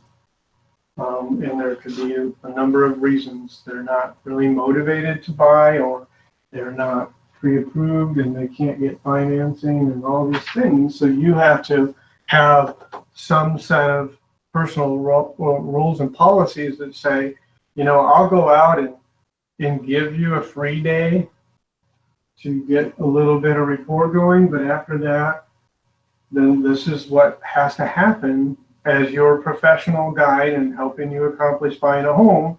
Is I need a letter from a lender, a reliable lender that says we can buy a home and stuff. If they're not doing that part, there's probably something they know of in their credit report and they just want to ignore it, and they really can't buy a home, and yet they're expecting you to jump through hoops and show them homes and all this stuff. And it's like, they're not paying you by the hour in advance. They're only paying when it succeeds, and you can literally run in circles and make spend money like mad. And you should be thinking, I would rather be home with my spouse, or saying having a cocktail, or laying on the beach, or sitting on a cruise ship, than spending my time with this, because it doesn't make any sense. So you need to line them out. And so I can say it in a manner to say, if you have never had a listing and you have a listing appointment and you go and you just like, whatever I need to do, I want a listing, I get it. Having a listing makes you feel like you got something accomplished, but having a listing and this listing selling can be entirely two different things. So you make decisions to what the guidelines are. I just set you up with some precautions to consider so that remember, you're seeking return on investment at all times. Ending up 6 months from now with 5 expired listings on your report card, that means all F's and no A's, doesn't really look good to other potential clients that you now potentially could get, because you don't got 5 homeowners out there bragging about you. Okay, so think about all that. So it's really hard for me to say in a way, because you're like, well, I just want a listing, but you got to have some criteria, and I learned that as well really quick, that people can occupy your time and you're not getting anywhere going forward, and it doesn't it's frustrating. So think about creating guidelines. So I had, for instance, when I listed home, I knew when I went in where the number should be, and I had a threshold, 3% up.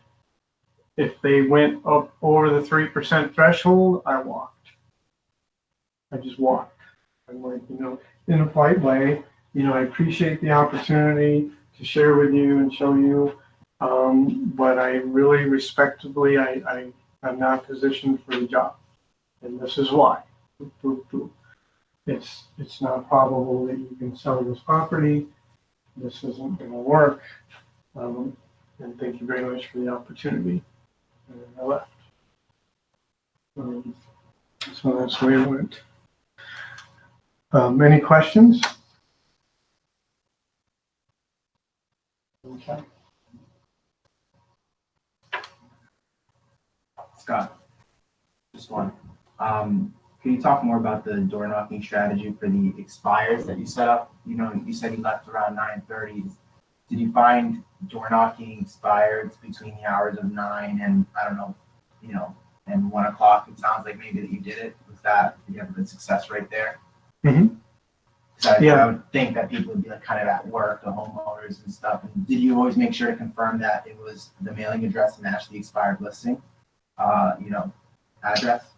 The expired listing was the address I went to, but I did have certain criteria. I wanted to make sure it didn't say it was vacant. I wanted to know if it was in a gated community. I wanted to know, those aspects, because I didn't want to go there and nobody lives there, or I didn't want to be obstructed by a gate going there or something. But other than that, it doesn't really matter for the tenant, It because that's doesn't the only matter. potential lead anyway. Yeah, so and I can talk to, I don't want to get off track, but there's some, very definitive stuff that you do to make that ultra successful. And he covers a lot of it in the Okay. for sale by owner. Yeah, well, expired and that's class. a few weeks off, but I don't mind kind of sharing with you one-on-one or anything like that. So, what is it that a real estate agent does to determine the level of success? We said that in one sentence earlier, right? What is it? The personal ability to discover, connect, and influence people to choose them providing your real estate services. Your personal ability to find them, connect with them, and influence them.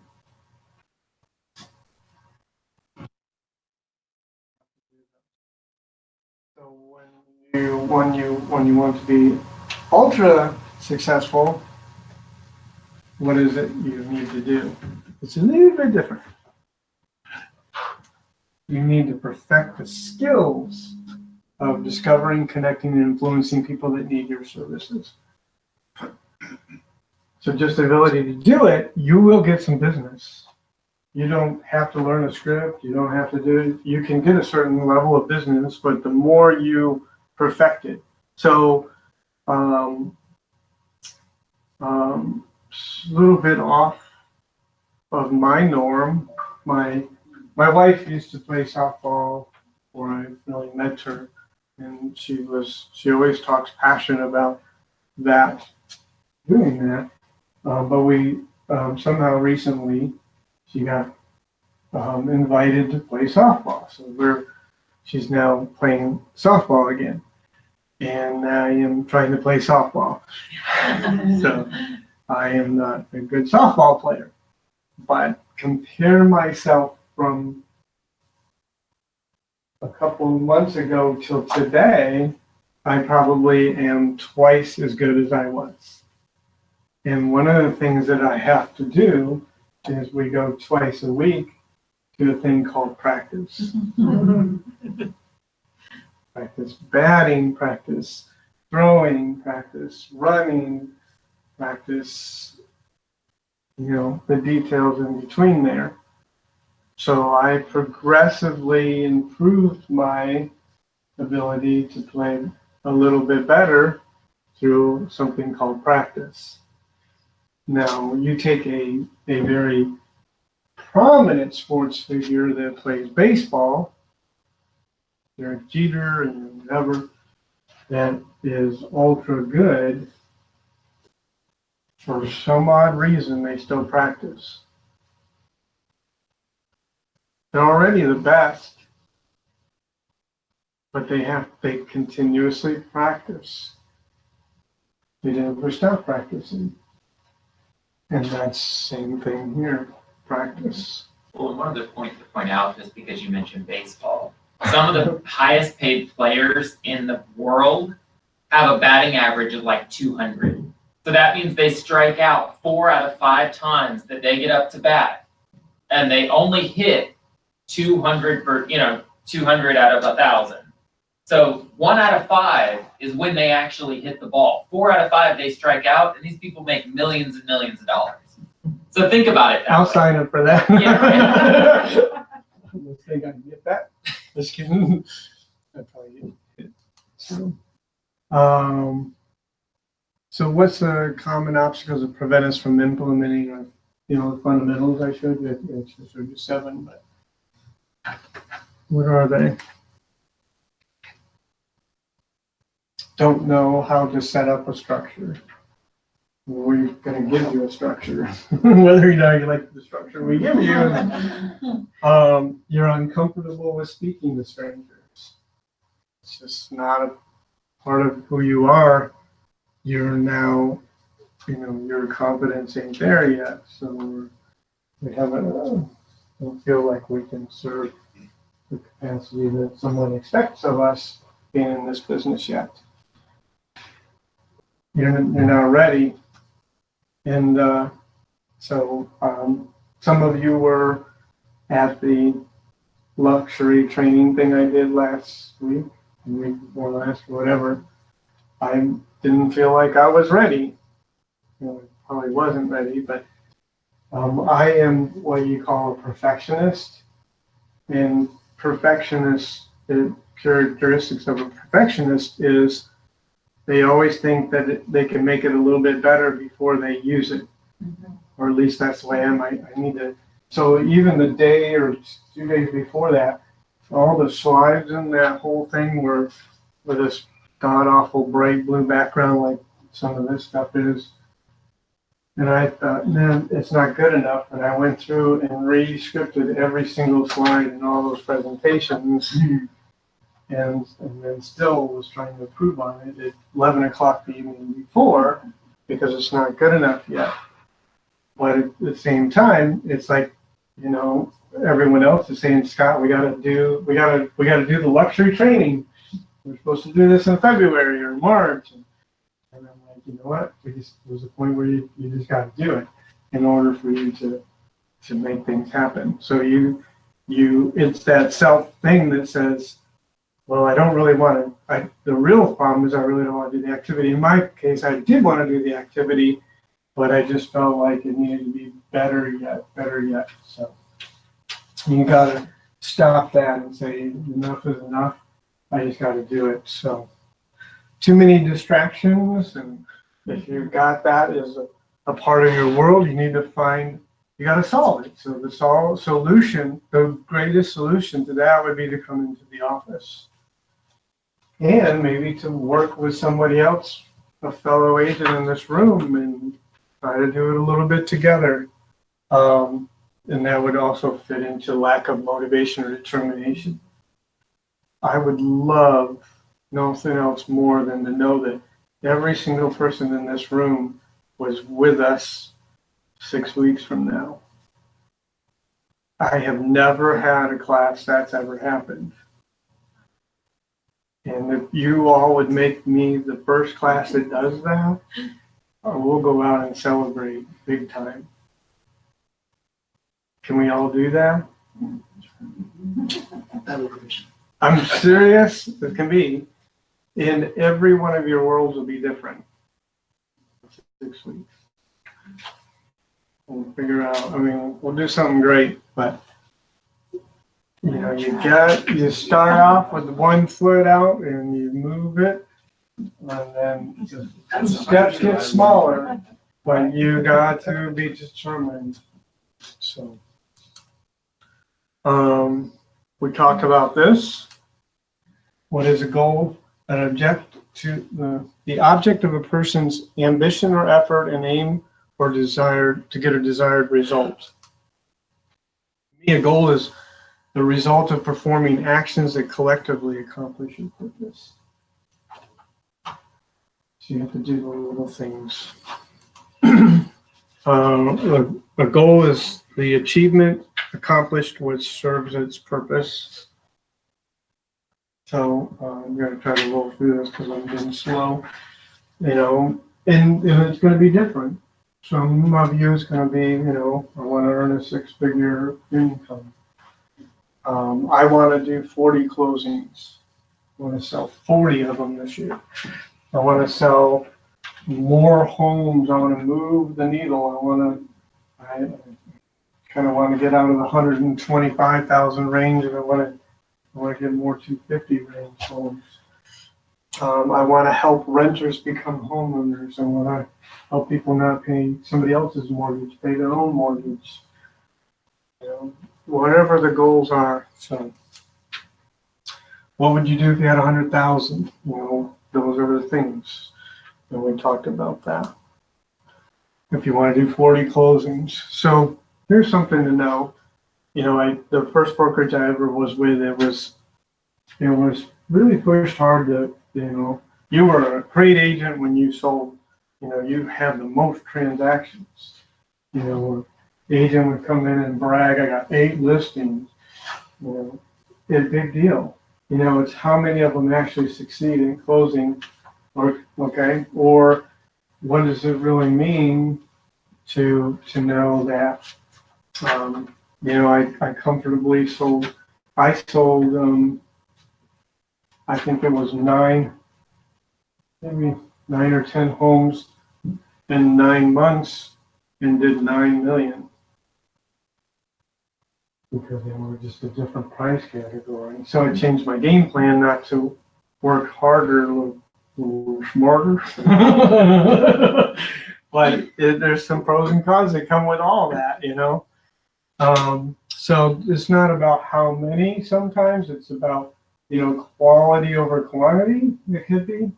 And so what I learned is you can't measure your financial success based on selling how many homes. It's collectively how much the value of each one of those collectively are together. So I think you get with this class a way to measure what your income desire is, and then be able to track what you need to do and collectively how much. So, you know, and so if we all laid out $100,000 income, what we want, all of us said that, we could all get there, but we would all respectively have a different quantity of sales to do it. Okay. Renting to owning. Why home ownership is better than renting, making a difference, improving our overall community. People obviously should take more pride in something personally owned than using or borrowing something of somebody else's. We hope people take care of other people's stuff, but it would improve our community, right? Mm-hmm.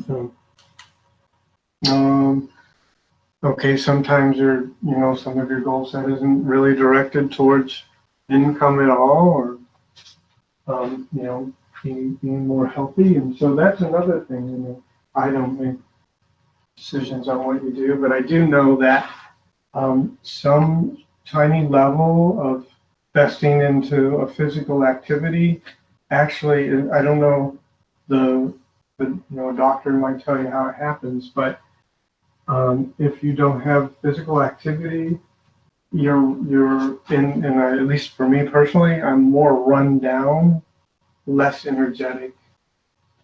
If I go jog for 3 miles for a few days, my energy level, it spikes. I mean, like, let's do something. It's like caffeine or something. Without caffeine. I don't know, you know, you work out a little bit. Same thing, right? You just have, it actually spikes energy. Absolutely. Using energy spikes energy. I don't know. So. An object in motion has to stay in motion. An object at rest has to stay at rest, you know, basic. Yeah, it is strange like that, but you know, I can personally vouch for it. You know, having more time for loved ones. Imagine, if you had a bigger, you reached for a little bit more of the stars and had transactions that were higher value, right? So you now are working less for making the same amount, which means what? You have more time, maybe to give back, spend with dear ones and stuff to your life. Give back, more healthy and other things. Why? It makes you feel better, live longer. Goals, how do I accomplish them? And so this actually goes to another screen that blows up. It's interactive, but I'm not going to click on it. But if the 100,000 was your goal, it's collectively all the little actions on a daily basis. And so, try to picture it this way.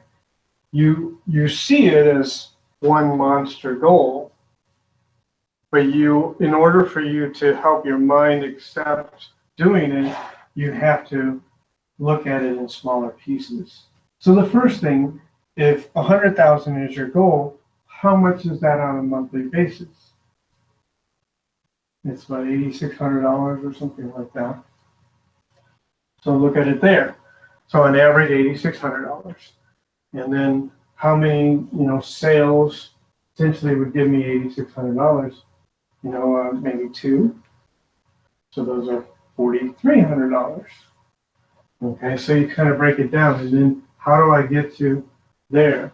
And then you break it down into little actions. But don't look at the monster, look at the little steps and meeting those, and then collectively they accomplish the big. Okay, and I think about it this way. So let's say you do have a sphere of influence of 1,000 people. And I'm telling you, the first week is to best yourself in communicating with your sphere of influence. So those, you're looking at this thing like, well, that's just a monster. There's 1,000 of them, Scott. How am I possibly? And so you like, where do I even begin? And what you have to do is say, no, I need 10 a day. It may take you the full 6 months. But in a week, how many have you covered? 70. So don't worry about the 1,000, worry about just 10. And 10. There is a methodology on how to determine which ones might be more valuable to connect with first, and that would be the biggest influencers. The ones that know the most people. That makes sense. You understand why that would be. So but just looking at it like, oh my God, this monster of 1,000 people, and then you're thinking you got to go in there and grind out 300 or 400 of these a day to get through them in a week is ridiculous. You look at it as smaller pieces, but collectively over time, you will have accomplished everything you need to do. Does that make sense? Mm-hmm. What is an amazing way to stay doing my actions? I'm going to kind of skip through this. I kind of talked about it. I think we're all getting tired. Vision board. I have a vision board.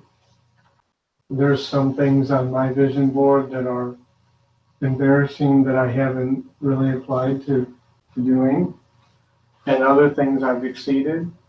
The thing about a vision board, it will likely be different each time you make one. What may have been important today, and the next time you might look at doing a vision board may not be as important. I had certain things that I don't have the same passion for, and they alter. Mine is more time with family and health and stuff. But it shifts. But it worked really well to be able to look at that and say, okay, that's why. So keep it in front of you wherever you go. Put it as your background on your phone, on your computer. Make sure your closest person in your life knows what it is and they're encouraging you to accomplish it as well. So they're the goal set with you. To-do structure. This one is in your book. Top recommendations for setting up a working structure. We'll give you one, but there's a kind of a valuable division on how you're ultimately spending your time. One of the two things that you need in your business is customers.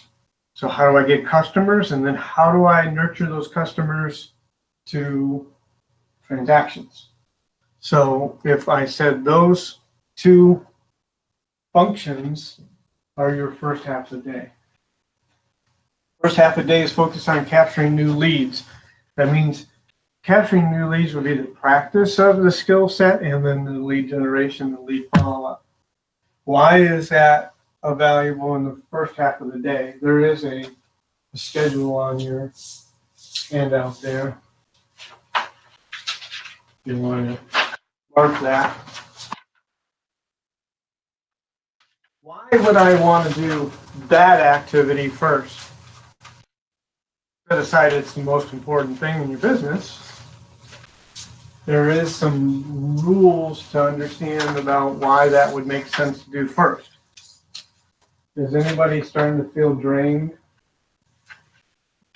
Sitting here with me? I'm overtime, but You get tired. when we first came in the room, were you a little more energetic? A little more energetic we were? So when you're energetic, your energy is flowing and you are interfacing with other people because I can feel your lowered energy. That's what right now. Just through your expressions, I can feel a difference in your energy. So if I have high energy, most of the time we wake up, we have high energy. So the people even we're speaking with are more energetic, more positive minded as well. So if I choose that time of day to communicate with those, is my results potentially going to be more effective that time of day? That's one big reason. What's another big reason? Another big reason is obstacles. You could have obstacles that push you all the way to 5 o'clock. What happens at 5 o'clock? Yeah. Oh, I just didn't have time. Didn't have time. I'm good. Tomorrow's another day.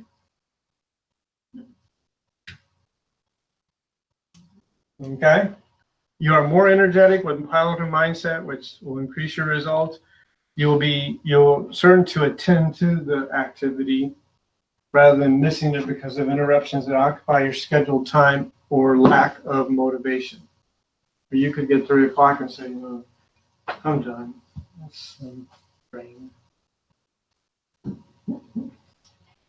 That's exactly why. That needs to be. And the people you talk to in the same time element, you more likely can convince and influence because they don't have a bunch of bad thinking of bad stuff that's happened during the day by that point, and they're not like, let's just get off the phone. I'm wore out too. So you get a lot better results both ways. You'll actually do it, and you'll get better results. Make sense? Have you guys noticed that especially when I was younger, telemarketers and solicitors would always call between like 5 and 7 p.m. Well, now they've actually found that is among the worst time to call because everybody's just getting home from work. They're exhausted. They're making dinner. They're tending to the kids. So now all the telemarketers are calling earlier in the day, between 10 and 2. They know you're at work, but you're more likely to close a sale and do things like that earlier in the day. Yeah. So that's why I did that activity in the morning. It guaranteed I would do it. It guaranteed better results. Setting up your daily actions. Second half of your day is focused on attending appointments. What are appointments? Showing homes, previewing homes, listing appointments, closings, inspections. So if you have any role in deciding what time activities are done that need to be done with your transactions and process, it's afternoon appointment time. Because your mornings are what? You're already got appointments. You already are dedicated to doing certain actions. In a perfect world, that'd be great. It's not always going to happen that way, but if you have a play in it, that's what you would do. So you shouldn't be doing, when would you like to do the closing? I would, you should take an initiative to say, my afternoon is open for the closing, what time would work? If you always resort to when would you like to do the closing, then they're going to walk all over your schedule. Not that you can't say when they tell you the only time I can do it is the morning. What are you going to do? You're going to do it in the morning, right? So, but you should take an initiative to be somewhat controlling that time. How do I practice and master skills? You need to become confident, fearless, and improve your ratios. I've said that enough. Now where I'm really going to lose you here, I can tell you. Like, Scott, that's enough. I'm done. We need energy. Okay. Okay, get back going here. So, when it comes to those things, and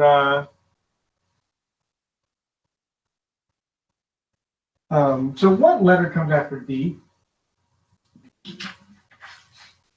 Does your mind automatically do that, right? E. What comes after 34? 17, 18.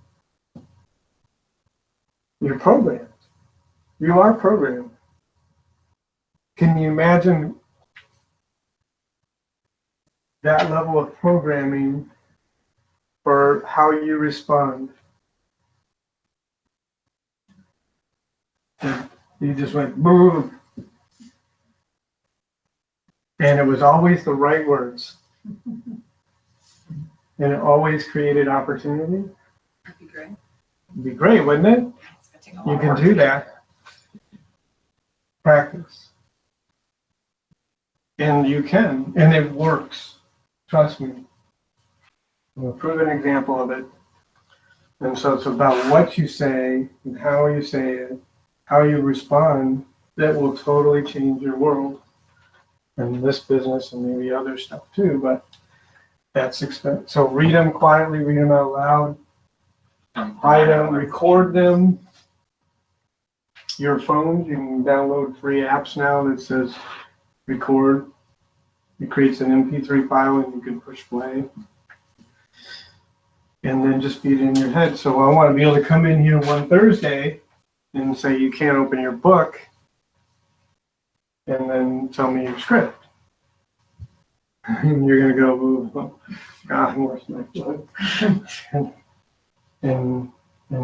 But, I can tell you the scripts from 12, 13 years ago that I used, and I haven't seen them in 12 or 13 years because they're programmed in my head. I probably fumble a little bit because I haven't practiced. But when I did this, I was very, very much on it. Role play. This is good group time. So we'll do some of these activities. Common miss. I'm going to kind of speed it up because we're over time. This is my thinking. Maybe it's not your thinking, but I was like, yeah, you tell me what to say. I know, I can just talk to people. I'm not a robot or, I'm not going to lie to people. But none of it was any of that. It actually worked. So the FISBO script. So I can tell you, the way it works. This is Scott with Florida Luxury Realty. I see, looking at a website called Zillow, and I see you have a home for sale on Crescent Ridge Road in Foxwood. Am I talking to the right person?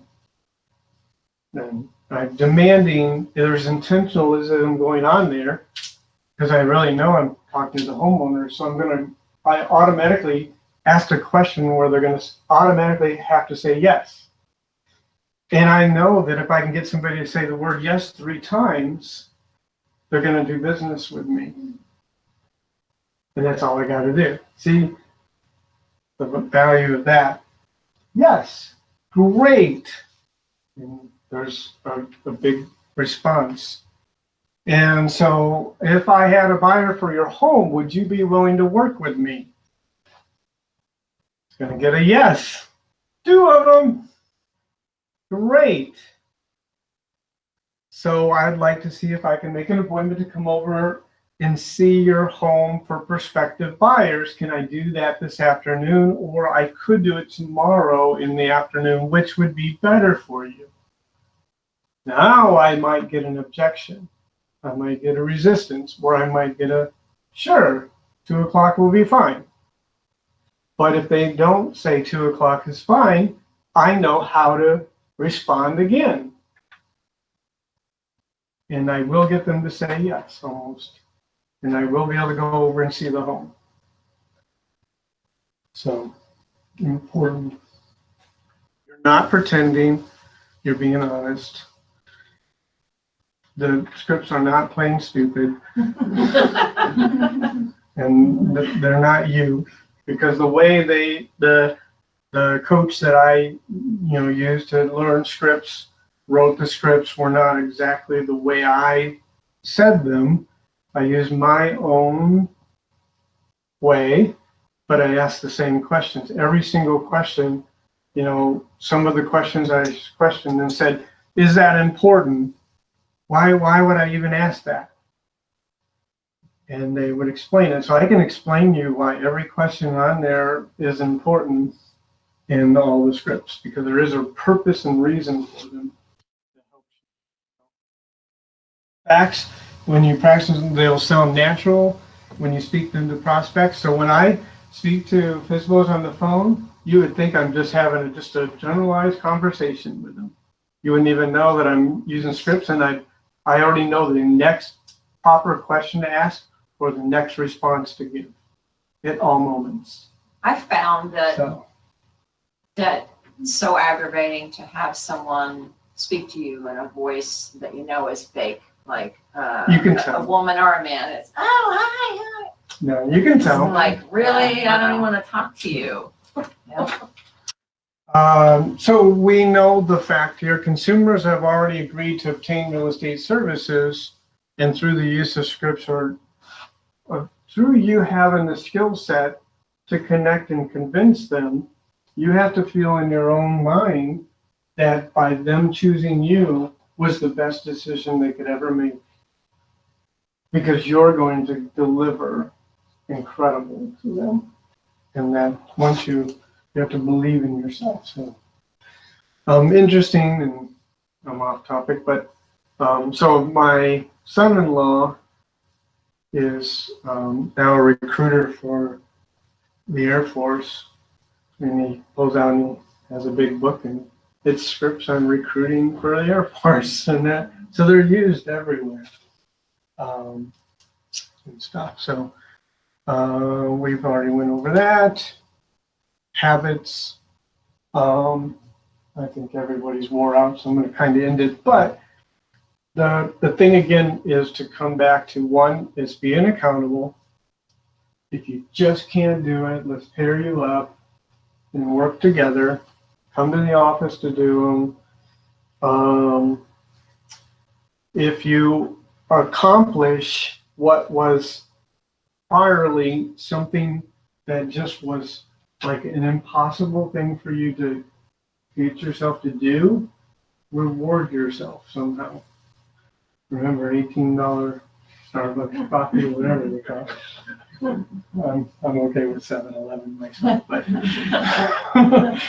the price, but whatever, massage or whatever, or on the other way, if that doesn't work, maybe I'm trying to treat you like children, but I'm trying to help you, and we all have to do something to create accountability, and that would be not to be able to do something that you expect to do in a joyful way every day until you've accomplished. Push yourself and you can accomplish, and everybody's capable. So our goal here is that everyone that's in attendance today makes it all the way through. And I don't have a lot of faith in that, but prove me wrong and we'll have a lot of fun. It's never happened. You want to be the first class to do it? You better get each other's phone number and make sure everybody's We've got coming. 9 more online. Online counts, right? Yep. So but it's amazing. I hate to say I've created competition, but there's individuals that have taken this course as they just got their license, and today they're broker owners and runners of their own companies because of this class, which is fine for me because I've helped somebody. So. But there's 21 of you guys Okay. starting in week 1. 21 of you. So that's the goal for the last week. Is it? We Did still they? need to Did you have guys? someone. When I said I would do something, is that recorded? Yep. Oh shoot! Let's get it out. You got proof? Well, we'll do something. That's for sure. So. Okay, so the next class is Thursday. Where? Wesley Chapel. What? Physically in Wesley Chapel. First hour is just kind of winding together, and then the new material. You're going to get emails today and every day for 6 weeks. So whether or not you come or not, I'm still going to give you the emails and all the material. Coming makes a difference. So Do the virtual classes count towards your? yeah. Either way you attend them. Yep, so Mondays are always And Trenton, when you get Thursdays the- are always Wesley Chapel, and Friday classes typically are Spring Hill or Port Richey. So we This- kind of rotate them around so it's convenient for everybody. The spreadsheet is extremely critical to this. You need to do the spreadsheet. We send you the spreadsheet. You need to fill in the spreadsheet. Be honest with yourself about it. It'll help you understand where you're afraid to do things and stuff like that, and we can help you based on that. But if you achieve 50% of the activities, now some of them need to be meeting people activities, so you can't do everything else and not meet people. But you're gonna only do one thing. You're gonna make a difference. You're gonna have customers. You're gonna sell real estate. So I'll leave it there. Thank you very Thank you. much. Thank you.